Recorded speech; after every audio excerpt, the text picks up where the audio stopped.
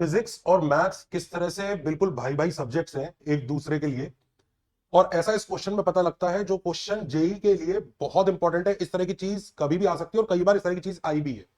तो क्वेश्चन आपके सामने है। क्वेश्चन ये कह रहा है कि हवा में दो फ्रूट्स लटक रहे हैं फिक्स पॉइंट्स ए और बी पर।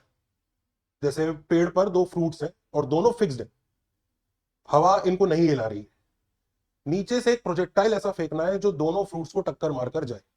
अब ऐसे कई सारे प्रोजेक्टाइल हो सकते हैं, ऐसा भी जा सकता है, ऐसा भी जा सकता है, और कई सारे पैराबोला बनेंगे।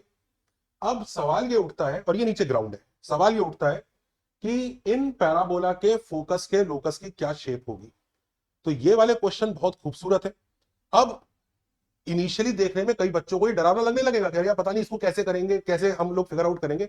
बट ये बहुत ईजी है, और क्योंकि ये ईजी है इसलिए जेई में आना प्रोबेबल है। और जब मैं आपको इसका सोल्यूशन दिखाऊंगा आप तुरंत समझ जाएंगे।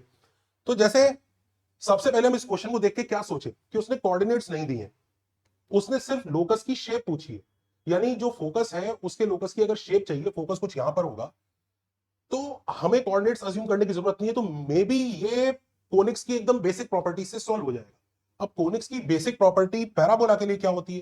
भाई पैराबोला के लिए फोकस और पॉइंट्स की प्रॉपर्टी एक ही होती है कि फोकस से अगर पॉइंट्स का डिस्टेंस लिया जाए और डायरेक्ट्रिक्स से डिस्टेंस लिया जाए तो दोनों डिस्टेंस इक्वल आते हैं। तो इसका मतलब हमें इस क्वेश्चन में सोचने का तरीका दूसरा यह है कि डायरेक्ट्रिक्स बना लेनी चाहिए। तो हम तुरंत डायरेक्ट्रिक्स बनाते हैं। तो ये डायरेक्ट्रिक्स है, ये फोकस है, और ये पॉइंट है। अब नेक्स्ट चीज क्या होगी? भाई ऑब्वियस सी बात है, एफ बी और बी एम इक्वल होंगे क्योंकि ये पॉइंट ऑन पैराबोला है, ये डायरेक्ट्रिक्स है। तो बी से एफ का डिस्टेंस और बी से एम का डिस्टेंस इक्वल है, एफ से ए का डिस्टेंस और ए से एन का डिस्टेंस इक्वल है। तो F A equal to A N and F B equal to B M. पर एक चीज बड़े ध्यान से देखिएगा, ए एन और बी एम का डिफरेंस कांस्टेंट है। क्योंकि अगर हम ए एन और बी एम को देखेंगे, इनके बीच का डिफरेंस है, ये हाइट होगा, जो फ्रूट्स की हाइट का डिफरेंस है, ये कांस्टेंट ही रहने वाला है।